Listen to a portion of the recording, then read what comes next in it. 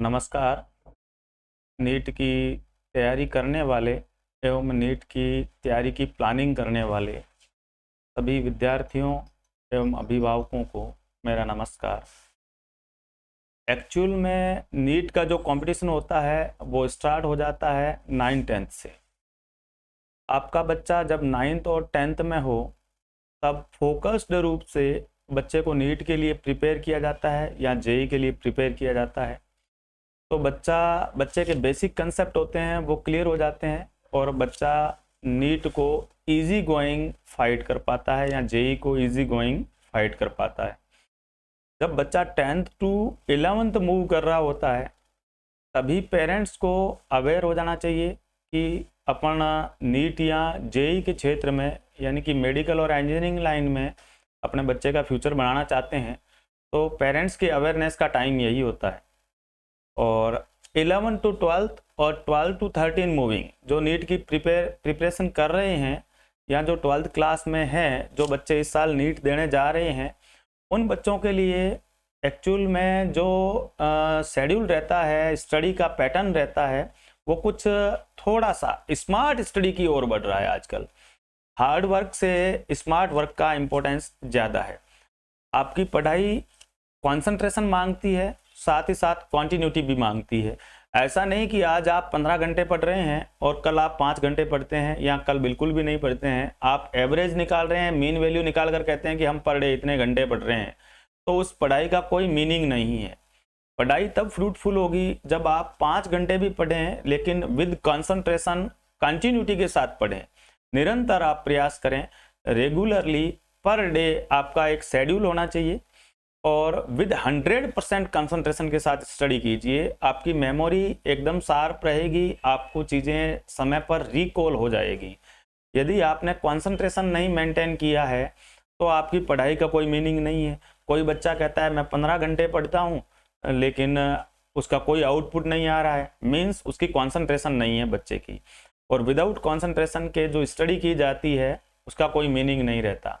पढ़ाई स्टडी यानी कि इसका संबंध एक साधना से है, मन को बांधने से है। तो मन को बांधने के लिए आप कंसंट्रेट होना बहुत ज़्यादा ज़रूरी है। इसके लिए आप योगा का सहारा ले सकते हैं। थोड़ा सा सवेरे 15-20 मिनट अपने आप के लिए निकालिए, अपने मानसिक संतुलन को बनाए रखने के लिए निकालिए और आपकी पढ़ाई में मन लगा रहे इसके लिए निकालिए, जिससे आपको चीज़ें सही ढंग से याद होगी, आपका माइंड सही तरीके से काम करेगा। और जो बात रहती है दूसरी की नीट की प्रिपरेशन में क्या कुछ किया जाना चाहिए, तो आपको एनसीईआरटी लाइन टू लाइन समझ में आनी चाहिए, याद नहीं होनी चाहिए, समझ में आनी चाहिए। आपको चैप्टर एनसीईआरटी में से पढ़ने पर आपको लगना चाहिए कि इस पैरा का या इस पैराग्राफ का मीनिंग ये है, तभी तो आपकी स्टडी कुछ आउटपुट दे पाएगी। वरना आपने रट लिया है तो फिर कोई आउटपुट नहीं है, वो कोई खास चीज़ नहीं है। बार बार चीज़ें रिपीटेडली पढ़ रहे हैं तो आप रट जाते हैं चीज़ों को, उनका कोई आउटपुट नहीं है। लेकिन आपने कंसेप्चुअली चीज़ों को पढ़ा है और उसका एनालिसिस किया है तो आपका अच्छा आउटपुट आएगा। दूसरी बात, आप हमेशा ही अपने कलीग, एक मित्र रखिए जिसके साथ आप चीज़ों को डिस्कस कर सकें। यानी अपने एक ऐसा सहपाठी होना चाहिए जिसके साथ बैठकर आप चीज़ों को डिस्कस कर सकते हो, आप चीज़ों को एक्सप्लेन कर सकते हो, आप उसका कंसेप्ट है वो उसके अपने मित्र के साथ शेयर कर सकते हो।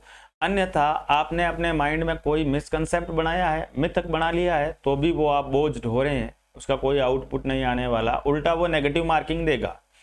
और नीट के एग्जाम में क्वेश्चन आते हैं और क्वेश्चन के अकॉर्डिंग तैयारी करनी होती है, क्योंकि आजकल का जो सिलेबस रहता है वो रेस्ट्रिक्टेड पैटर्न के अकॉर्डिंग है। आपका सिलेबस रेस्ट्रिक्टेड है, ऐसे ही नहीं कि बाउंस बूम आ रहा है जहाँ से भी चाहे वहाँ से पूछ लिया, ऐसे नहीं हो रहा है। सब कुछ वही पूछा जा रहा है जो एनसीईआरटी के पैटर्न में है, सिलेबस में है 11th और 12th के। तो अकॉर्डिंग टू सिलेबस तैयारी कीजिए और क्वेश्चन पेपर को फॉलो करते हुए, यानी कि आप एक रेफरेंस बुक रखिए और क्वेश्चन से थ्योरी पर जाइए, ना कि थ्योरी से क्वेश्चन पर आइए। आपको क्लास में पढ़ाया गया है, उस पढ़े हुए मैटर को घर जाकर 15-20 मिनट में रिवाइज कीजिए।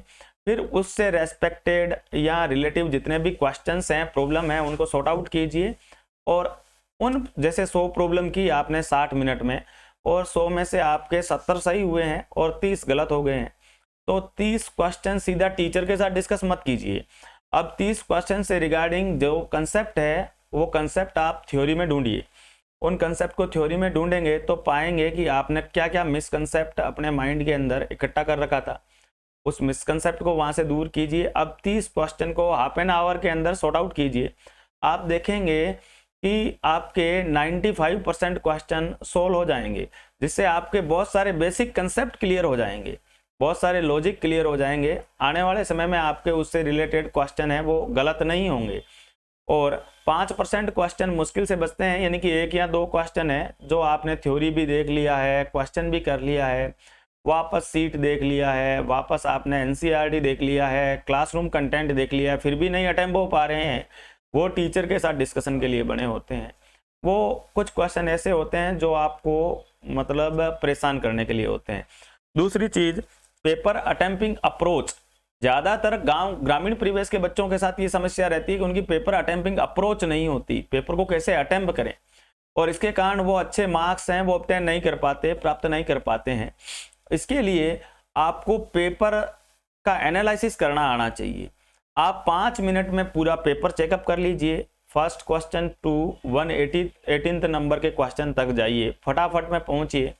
और पेपर एनालिसिस करने के बाद में आपके माइंड में एक मेकअप होना चाहिए कि ये पेपर मॉडरेट लेवल का है, इजी लेवल का है या टफ लेवल का है।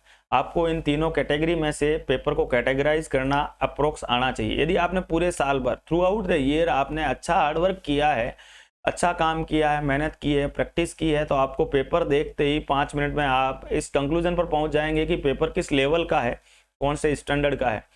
और स्टैंडर्ड डिसाइड करने के बाद आप सीधे ही पेपर में से अपने मन में ये बच्चों ने पहले से मिथक बना रखा होता है, मिसकंसेप्ट बना रखा होता है कि पहले फिजिक्स का करूंगा या पहले बायोलॉजी का करूंगा। ये गलत बात है, क्योंकि पेपर का जो लेवल है वो वेरी करता रहेगा।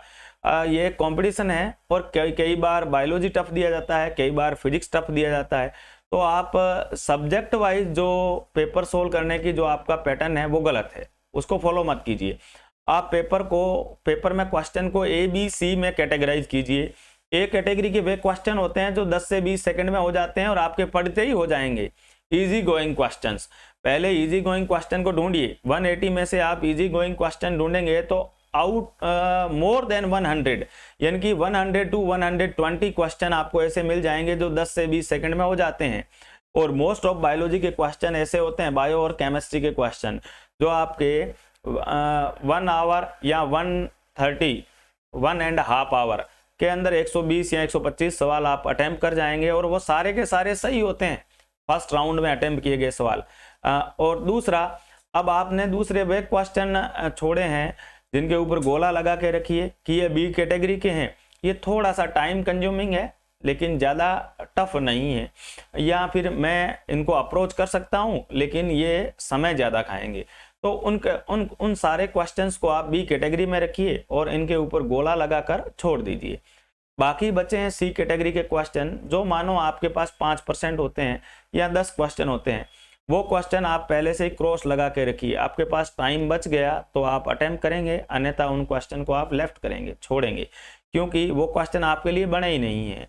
हो सकता है आप बहुत टैलेंट आदमी हो, बहुत टैलेंट बच्चे हो, आपने बहुत अच्छी तैयारी की हो सकता है वो आप सारे क्वेश्चन अटेम्प्ट कर सकते हो, लेकिन एवरेज स्टूडेंट के लिए वो सारे क्वेश्चन हैं वो बने ही नहीं है। दूसरी बात कि बी कैटेगरी के क्वेश्चन है, वो क्वेश्चन आपके पास 30-40 या अप्रोक्स 50 क्वेश्चन बचते हैं। जैसे ही आपने कहा कि हमने ए कैटेगरी के क्वेश्चन है वो 1 आवर to 1.5 आवर के बीच में सॉर्ट आउट किए हैं, और वो 125 क्वेश्चन आपने 1 घंटे में या 90 मिनट में आपने कितने सवाल कर लिए हैं, 125 के लगभग सवाल कर लिए हैं। तो बाकी का कितना टाइम बचा है आपके पास, तकरीबन 2 घंटे, 2 आवर। और उन 2 घंटे में आपका कॉन्फिडेंस का लेवल चेक कीजिए, तो बाकी के क्वेश्चन अपने आप आपके सॉल्व हो जाएंगे। काफ़ी कुछ क्वेश्चन है जो आपका कॉन्फिडेंस के कारण सही हो जाते हैं, तो बाकी के क्वेश्चन में आपका कॉन्फिडेंस बहुत ज़्यादा ऊंचा होगा, जिससे आपको प्रॉब्लम सॉल्व करने में काफ़ी सहूलियत महसूस होगी। तो हमेशा ही पेपर को 3 कैटेगरी में बांट के रखिए, ए, बी एंड सी।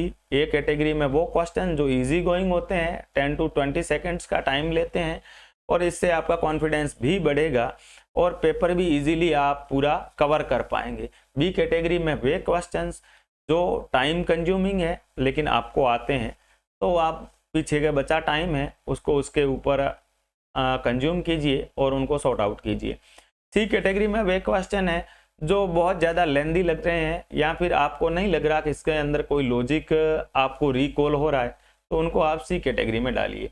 इसी तरह आप क्वेश्चन और पेपर को अटेम्प्ट करने की अप्रोच रखेंगे तो 100% आप श्योरिटी के साथ कह सकता हूं कि आप सिलेक्शन की ओर जाएंगे, प्रोग्रेस की ओर जाएंगे। और पढ़ने का जो तरीका मैंने डिस्कस किया था आपके साथ वो मैं पहले ही बता चुका हूं भैया कि आप क्वेश्चन ओरिएंटेड प्रिपरेशन कीजिए। एक रेफरेंस बुक को सॉल्व कीजिए हमेशा ही। जैसे बायोलॉजी की बात करें तो डॉक्टर अली एक सबसे बढ़िया बुक मानी जाती है, एनसीईआरटी पैटर्न पर रिटर्न है। आप थ्योरी एक बार सुपरफिशियली या सुपर फास्ट के रूप में क्लास में पढ़ाई गई है, उस थ्योरी को पर डे 15-15 मिनट पढ़ेंगे और बाकी वीकेंड पर आप सुपर फास्ट रिवीजन मारेंगे। 1 से 2 घंटे के अंदर पूरी चैप्टर की थ्योरी पढ़ लीजिए। उसके बाद आप उसके सारे क्वेश्चन सोल्व कीजिए और जो क्वेश्चन हो रहे हैं वो तो सही है और जो नहीं हुए हैं उनके ऊपर गोले लगा लीजिए। उसके बाद उन क्वेश्चंस के थ्रू दोबारा आप थ्योरी पर जाइए। इससे आपके जो कंसेप्ट आप चूक रहे थे, जिन कंसेप्ट में आप गलत दिशा में थे, सारी जगहों से आप सही दिशा में आ जाएंगे। Thanks a lot dear students.